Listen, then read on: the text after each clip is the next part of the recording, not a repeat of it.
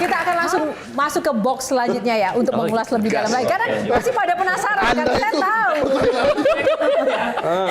Oke, tahan dulu, silakan. Ko Dennis nomor berapa? Kenapa jadi panas seperti ada semangat? Ada minat apa gimana? Silakan Ko Dennis. Sila pilih nomor 8 nih. Nomor 8. Oke. Hitam putih. Oke.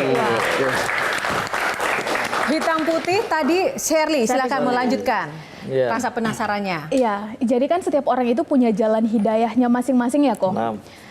Ada yang berupa kejadian, ada yang momentum, ada yang figur atau sosok.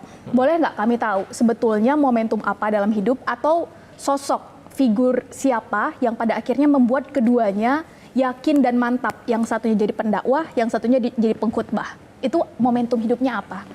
Siapa dulu? Ko Dennis dulu, Itu silakan. udah bandar judi udah penasaran. Sama boleh diceritakan juga. Tadi kisah bandar judi juga menarik. Ya, ada takdir yang bisa dipilih, ada yang bisa dipilih, ada yang tidak bisa dipilih ya. Kita nggak bisa milih jadi laki, perempuan, Chinese atau tidak. Tapi insya Allah kita bisa milih mau mati dalam keadaan seperti apa ya. Ya singkat cerita tadi namanya orang Tiongkok zaman dulu ya.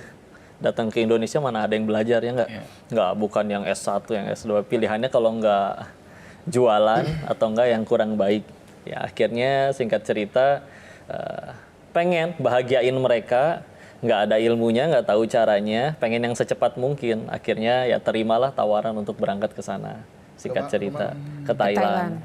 Ya, untuk pertamanya kerja selama 2 tahun, baru akhirnya resign untuk buka kasino sendiri. Jadi di sana ya udah ya, playing God saya bilangnya, main jadi Tuhan. Karena nentuin hari ini siapa yang menang, hari ini siapa yang kalah, kita yang atur. Ya. Tapi orang tua tahu nggak di Thailand jadi bandar judi? Pada akhirnya tahu. Pada akhirnya tahu, tapi sebelumnya nggak tahu. Gimana responnya ketika akhirnya tahu? Kata Nabi itu ciri dosa 2 ya. 1 membuat gelisah, 2 tidak ingin diketahui orang lain. Maka kalau kita nggak pengen ngasih tahu sesuatu, makanya yang selingkuh, makanya yang para maling di negeri ini nggak ada yang jujur kan. Karena nggak mungkin, alhamdulillah berhasil nyuri uang rakyat 1 miliar kan nggak mungkin. Kan nggak mungkin diupdate di status. Ya nggak? Tapi sebagaimana judulnya dunia, kalau diterima tiap hari itu bosen. Dalam artian kita pakai handphone baru di hari yang pertama kan, menyenangkan. Hari selanjutnya udah biasa, apalagi tahun-tahun selanjutnya. Tapi tetap nggak percaya, pasti masih ada yang happy ending gitu. Akhirnya mampir ke beberapa kasino yang udah ada di sana, cari yang paling sepuh yang udah jalanin minimal di dunia kayak ginian bahkan lebih dari 40 tahun. Ada yang kayak gimana? Oh, yang ini pendirinya kemana? Kan masih di penjara, dikhianatin anak buahnya. Yang ini pendirinya kemana? Ya kan agak gila, anak-anak dan istrinya lari sama laki lain. Jadi si akal yang dibanggakan ini nggak tahu nih mesti ngapain kalau berhenti. Lagi takut-takutnya sama masalah rezeki dan masa depan, masih di kasino. Udah gitu yang lain dengan urusan perjudiannya. Bosen lah, namanya orang bosen lihat handphone, masuk ke YouTube, belum masukin keyword apa-apa, udah ada rekomendasinya. Waktu itu memang kelihatan adalah videonya Agim, cuman beberapa menit. Yang lagi takut masalah rezeki, masuk tonton video ini.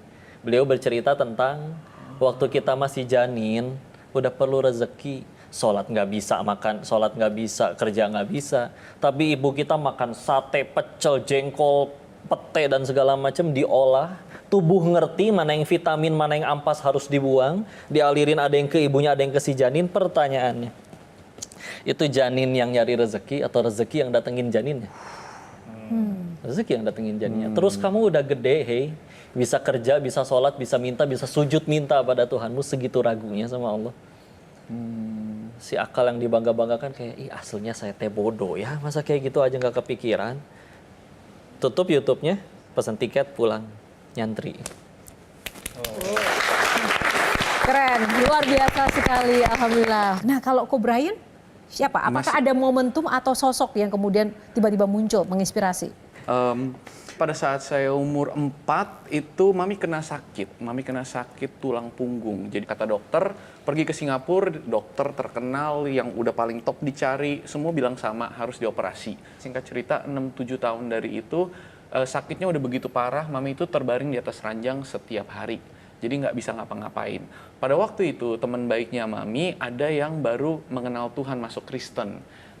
datang setiap minggu bilang, mami saya namanya Yeni, Yen lu harus percaya Tuhan Yesus, dia bisa nyembuhin lu, dia sayang lu. Yang namanya orang udah kepepet kan, Tuhan apa aja, Hello Kitty juga dipercaya kalau bisa sembuh. Percayalah mami saya sama Tuhan Yesus, menerima dan mulai berdoa untuk dirinya sendiri. Nah di tengah-tengah itu mami bilang ke papi, kamu harus percaya Tuhan Yesus. Papi cuma bilang ke mami, kalau Tuhan Yesus bisa nyembuhin lu, buat apa dokter tutup semua rumah sakit? Kalau Tuhan Yesus lu bisa nyembuhin lu, suruh nyembuhin lu. Kalau lu sampai disembuhin Tuhan Yesus, gua percaya Tuhan lu. Kalau enggak, sudah. Dari saat itu mami nggak pernah cerita ke papi. Kalau papi udah tidur, mami berdoa di ranjang sendirian. Dan terus tapi berdoa, percaya. Singkat cerita, nggak sampai setahun dari sana, mami berasa lebih baik. Dan mami maksa papi untuk balik ke Singapura, cari dokter sama yang memvonis dia, dan minta MRI. Dokternya ngelihat hasil MRI baru, dia cepat-cepat buka yang lama, dia kasih lihat. Yang lama ada durinya, yang baru nggak ada. Di situ papi angkat tangan, mami nangis. Semuanya percaya Tuhan. Tapi saya tidak suka gereja, saya benci gereja. Kenapa? Karena tadinya setiap hari Minggu saya selalu nunggu Crayon Shinchan, Dragon Ball, dan Doraemon di depan TV saya. Sekarang Minggu pagi, saya harus dengerin cerita tentang Raja Daud, Raja Salomon. Nggak semenarik itu, lebih menarik nonton kartun. Saya selalu bilang sama teman-teman, dosa itu enak.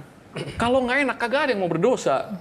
Dan di situ saya berdoa, karena saya pada titik itu tahu, percaya ada Tuhan di atas sana. Doa saya mungkin agak kurang sopan ya. Nantang Tuhan, Tuhan, kalau lu memang ada, buktiin dong diri lu. Coba, jangan jadi Tuhan orang tua gua aja. Coba, buktiin diri lu ke gue. Biar gua benar-benar bisa yakin kalau lu tuh ada. Itu yang merubah saya tanpa sadar. Dari situ ya ceritanya berlanjut lah kira-kira. Wow. Oke, silakan Mas David. It's not an easy way gitu. Karena kita harus struggle sama demon yang ada di dalam diri kita. Kita punya kebiasaan yang harus kita rubah. Nah, pertanyaan saya, setelah kita memutuskan untuk, oke, this is my turning point. Pernah nggak sih ngerasa kayaknya, aduh, ada kepingin lagi, terus gimana caranya untuk bisa mengalahkan rasa itu? Misalnya nih, setelah tadi sudah tobat gitu ya, masuk ke dunia keagamaan, yang biasanya dapat uang banyak sekarang nggak dapat, ya kan gitu. Aduh, gimana nih? Ko Denny silakan. Istilah cara pertama di situ akal kita bisa main, Ustaz. Jadi kalau memang kehidupan kita bisa pikir kayak gini, kalau memang kehidupan kita dulu waktu masih belum kayak sekarang, udah jadi kehidupan yang bagus, baik dan Tuhan ridho, ngapain kepikiran berhenti? Karena sadar kan, karena itu nggak pengen selamanya. Karena tahu itu nggak pengen selamanya, mereka juga tahu nggak bisa terus-terusan kayak begitu, makanya kepikiran berhenti kan. Iya. Karena emang saya yakin defaultnya manusia itu lebih mudah untuk berbuat baik. Lihat anak-anak, habis benjol sama temennya, 5 menit kemudian udah baik lagi. Yang berantem mamahnya. Nah, kamu habis benjol sama dia, anak kecil sederhana. Benjolnya udah nggak sakit, dia punya mainan yang saya suka, main. Nggak peduli. Jadi kita pasti lebih mudah berbuat. Kita nggak setega itu, kita tahu sebagainya tadi. Bahkan kalau pengen jujur ya, kalau memang katanya betul maksiat ada kenikmatannya, tapi justru dengan mereka drugs, minum, main cewek dan segala macam, itu bukti mereka tidak bahagia. Karena orang yang udah bahagia asli nggak perlu itu untuk bahagia. Pertanyaan saya, Ustaz, mau saya potong. Kalau secara normatif semua orang pasti ya begitu ya gitu, kita harus bisa. Tapi pernah nggak, Ustaz? Dan gimana sih tipsnya? Ya gimana caranya untuk fight itu, Ustaz? Ada ajakan bahkan balik lagi, lu tinggal ke sini, lu dapat posisi yang sama dengan nominal pemasukan yang sama. Coba balik lagi tadi. Kalau emang itu kehidupan yang baik, ngapain mundur lah, ngapain balik lagi? Pasti kalau balik lagi juga pasti akan menemukan kejenuhan dan kebuntuan yang sama.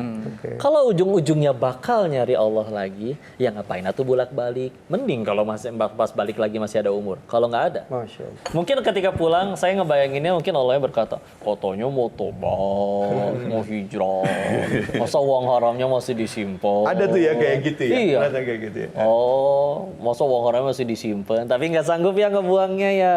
Ya Allah, terlalu melekat di hati. Tenang. akan dikirim bala bantuan. Jadi saya banyak ditolong orang. Oh gitu. Siapa para penolong yang datang? Tukang tipu datang semua. Ya. Bisnis yuk, bisnis yuk. Yuk teman dari kecil akhirnya lu pulang dari Thailand, bro. Nih proposal, tinggal naruh duit segini. Tiap bulan gua kasih duit lu segini. Menguntungkan bukan? Betul juga. Dan semenjak hari itu batang hidungnya tidak terlihat lagi. Yes, Ada juga yang sama-sama jujur. Allah bikin gak laku, udahan. Jadi akhirnya ya mulai lagi dari nol, jualan kaos kaki di emperan, di CFD, jadi kurir ekspedisi, ngetok-ngetokin pintu orang, tok-tok-tok, paket. Dan waktu itu mah nggak ada, ih yang nganterin kok Denis, siapa lu, nggak ada ya. Disuruh lemparin aja. Nyampe jalan, dilemparin, inget ya Allah itu teh COD, kudu ngalangin. Jelajahi cara baru mendapatkan informasi. Download Metro TV Extend sekarang.